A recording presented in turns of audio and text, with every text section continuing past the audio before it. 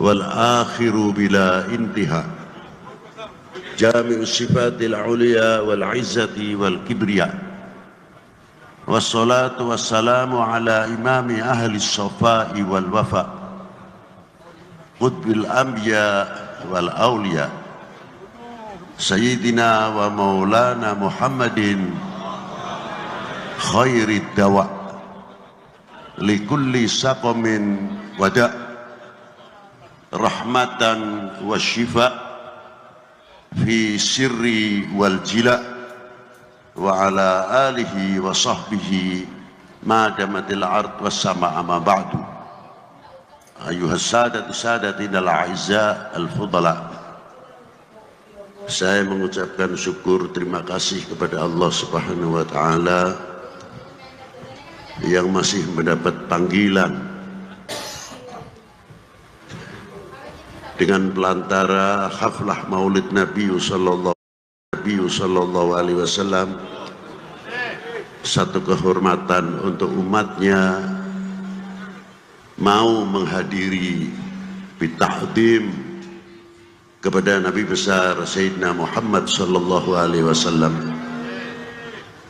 Yang saya hormati para syiban, para sesepuh, bini sepuh, para alim ulama, para kiai, para ajengan, para habaib, bapak-bapak instansi dari instansi pemerintahan, sipil, TNI, Polri yang selalu kita banggakan. Dan saya hormati Habibana Alwi bin Husain Al-Attas.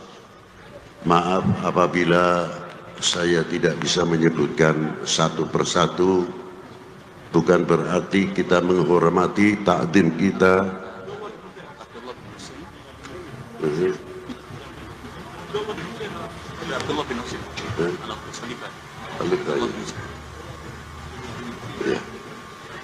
Tidak berarti mengurangi hormat takdim kita kepada para beliau, dan tidak terlepas kepada pengganti atau penerus. Dengan kata lain, khalifah adalah Abdullah bin Husain Al-Attas Al-Alawi Ba'alawi Al-Alawi. Dan yang saya hormati hadirin wal hadirat rahimakumullah, majelis ini adalah majelis syukur, majelis yang melahirkan ungkapan-ungkapan rasa terima kasih yang tiada terhingga kepada baginda Nabi sallallahu alaihi wasallam. Man lam yashkurin nas lam yashkurillah. Barang siapa tidak mengerti terima kasih kepada manusia, sama halnya tidak mengerti terima kasih kepada Allah Subhanahu wa ta'ala. Bagaimana tidak? Seandainya kita dalam haflah Maulidin Nabi bisa potong kambing lebih dari 5.000, ayam 5.000, sapi kerbau 5.000 untuk haflah Maulid Nabi, jangan dikira itu sudah bangka. Lah, belum apa-apa. Apa sebab? Karena ada yang lebih dari segala-galanya adalah nikmatul iman wal Islam. Laula Sayyidina Muhammad sallallahu alaihi wasallam, kita itu mengerti apa? Di sini letaknya hormatil Maulid Nabi sallallahu alaihi wasallam. Karena Rasulullah tidak perlu diagungkan, bukan berlebihan. Allah Ta'ala sudah memberikan kelebihan-kelebihan yang luar biasa, tidak ada tandingan. Kita yang butuh sama maulid, kita yang dahaga sama maulid Nabi sallallahu alaihi wasallam. Sering saya ulang-ulang sabdanya Allah Subhanahu wa taala, qul in kuntum tuhibbunallaha fattabi'uni yuhibbukumullah. Katakanlah kekasihku kepada umatmu, bila kalian benar cinta kepada aku, yakni Allah Subhanahu wa taala. Rasulullah mendapat mandat resmi dari Allah taala dengan kalimatul mufrad, bukan kalimatul jama'. Fattabi'uni, ikutilah jejakku, ikutilah aku. Yuhibbukumullah, kalian akan dicintai kepada Allah Subhanahu wa ta'ala, oleh Allah Ta'ala. Sahabat bertanya, mata aku mu'minan sadikan ya Rasulullah, sejauh mana kita dikategorikan orang yang beriman?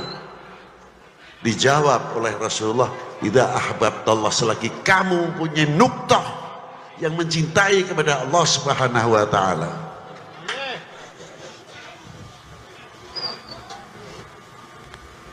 Yang kedua, sahabat itu tadi bertanya, lalu kepada siapa lagi ya Rasulullah? Kepada utusannya.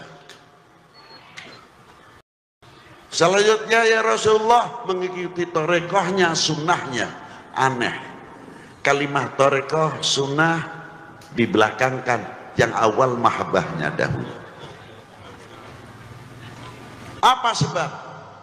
Kalau orang mahabbah kepada Rasulullah, menjalankan sunnahnya, torekotnya, sunnahnya, tidak membayangkan pahalanya seberapa. Karena apa? Mahabbah itu mahal betul. Tapi kalau tidak ada mahabbah, tanya pahalanya apa saja. Ini perbedaannya orang cinta dan orang yang tidak cinta. Dan orang yang mencintai kepada umat, mencintai kepada ahli bait Nabi, mencintai kepada sahabat, semuanya mencintai kepada para aulia, tidak mungkin apalagi kepada keluarganya membuka aibnya orang yang dicintainya. Karena apa? Mahabbah. Maka dari itu pendidikan akhlakul karimah oleh Allah Subhanahu wa ta'ala untuk umatnya sangat luar biasa. Apa diantaranya? Karena Allah Subhanahu wa ta'ala memanggil para nabinya, para anbiya atau para rasulnya bi asma'ihim, dengan namanya masing-masing. Ya Musa, ya Ibrahim, ya Ismail, wa Ishaq, wa Yaqubah, ila akhiril ayat yang disebutkan di dalam Al-Quranul Karim. Allah Ta'ala melarang kepada kita, la taj'al du'a rasul bainakum kad du'a ba'dukum ba'dah. Jangan kamu memanggil kekasihku ini sebagaimana engkau memanggil sesamamu. Anehnya, yang menciptakan memberikan contoh kepada umat ini. Apa panggilan Allah kepada Rasulullah? Tidak ada kalimatun nida, ya Muhammad, ya Ahmad. Tapi yang ada, Yasin, Taha, ya Muzammil, ya Mudaththir, ya ayuhan Nabi, ya ayuhar Rasul. Inilah pendidikan akhlakul karimah langsung minal maula jalla wa ala. Ternyata panggilan itu mengandung satu mahabbah, kedua kali haibah, kewibawaan. Coba kalau umat Sayyidina Muhammad SAW manggil, jangankan lagi kepada Rasulullah terlalu tinggi. Kepada siapa? Badeka ajengan. Ajengan saha, ajengan fulan, mugi-mugi panjang umurna, panjang siswana. Badai angkat kemarana, ajengan fulan, disebutkan kiainya, ajengannya, bukan namanya belaka. Menambah wibawa yang memanggil. Begitu pula kita seumpamanya kepada ustadz yang mengajarkan anak-anak kita, orang yang tua padahal umurnya jauh lebih daripada ustadznya, memanggilnya apa? Ya ustadz, ya ustadz bang. Anaknya akan melihat bapaknya apa? Bapak saya saja umurnya jauh lebih tua, hormatnya kepada saya punya guru luar biasa, akan dicontoh oleh anak-anaknya. Begitu pula RT, RW apabila lingkupnya menghargai, wibawa pemerintahan setempat dari RT, RW akan terangkat. Karena apa? Rakyatnya, masyarakatnya mengerti, menghormati dengan panggilan sesuai jabatannya masing-masing. Itulah hebatnya. Maka dari itu, apabila umat ini semua mengagungkan kepada Rasulullah dengan panggilan-panggilan baginda Nabi Rasulullah sallallahu alaihi wasallam, Sayyidina wa Maulana Muhammadin, haibatul Islam, haibatul umat Islam luar biasa, tidak akan turun. Mengapa kita haibahnya turun? kita koreksi dan introspeksi kepada diri kita masing-masing, sejauh mana kita mahabbah kepada baginda Nabi sallallahu alaihi wasallam. Hadits ini diteruskan, di tengah-tengahnya ada kalimah wal yatawaffatun nas fil iman ala qadri tafawutihim fi mahabbati. Kadar bobot iman seseorang adalah tergantung kecintaannya kepada aku. Bila mana kecintaannya sama Rasulullah luar biasa, imannya akan semakin meningkat, menambah, dan akan berkembang makrifatnya. Hadis ini bisa diputar balik.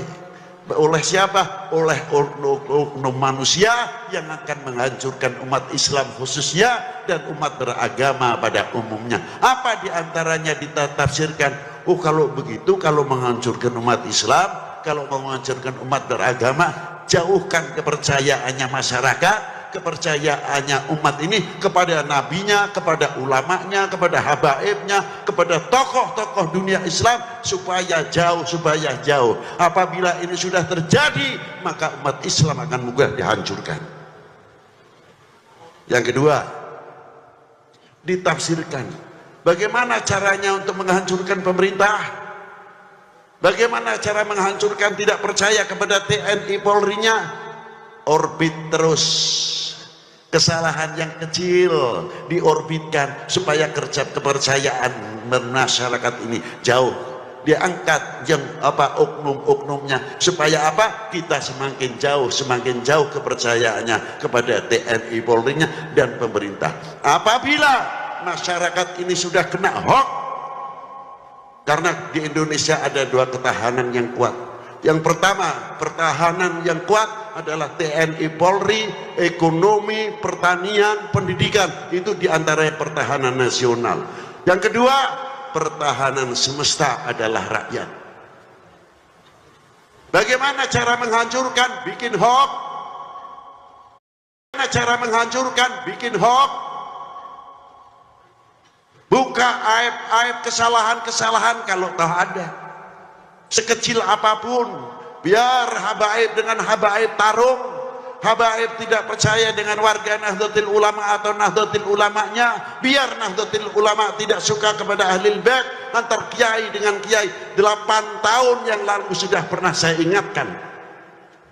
Apa yang terjadi? Arahnya kemana? Arahnya supaya Indonesia chaos, supaya kita tidak percaya, sehingga kita sesama kita tarung baku hantam, sehingga Indonesia tidak bisa akan maju. Selalu begitu yang diharapkan, sehingga Indonesia pecah-pecah. Wahai bangsaku yang kubanggakan, relakah negerimu terpecah belah? Jawab yang keras. Wahai bangsaku yang kubanggakan, relakah negerimu terpecah belah? Relakah para habaib dipecah belah? Relakah para ulama dipecah belah? Relakah negeri ini dipecah belah? Relakah TNI Polri dengan masyarakat dipecah belah? Itu ya yang paling istimewa. Berarti benteng-benteng Indonesia ada di pundak kalian, tanggung jawab ke depan. Jangan bikin malu para ulama-ulama mutakaddimin yang ikut adil besar menegakkan merah putih kembali dan dakwatul Islam yang luar biasa. Di zaman Wali IX sebelumnya berhadapan dengan Portugis, di zaman Sultan Agung berhadapan dengan VOC, dan sampai ke Diponegoro Kiai Mojo kita pernah andil opo, pernah andil naon kita. Hari merah putih mah tinggal nangtung wae. Tapi sing abdi mau ditanyakan pernah andil naon, manggil bangku runcing pernah can. Can cina, iring mah pernah di mana? Karnaval cina. Pakai bambu runcing, kaosnya pas cian berem-berem gitu, sampai ketinggal darah gitu. Yo cek aing cina mah gitu. Maaf bahasa Inggris sebentar. Itulah diantaranya. Karena apa? Negara kita, bangsa kita, umat Islam khususnya di Indonesia mempunyai amanah yang luar biasa dari Allah Subhanahu wa taala. Apa amanah tersebut? Tanah air ini pemberian Allah untuk bangsa Indonesia.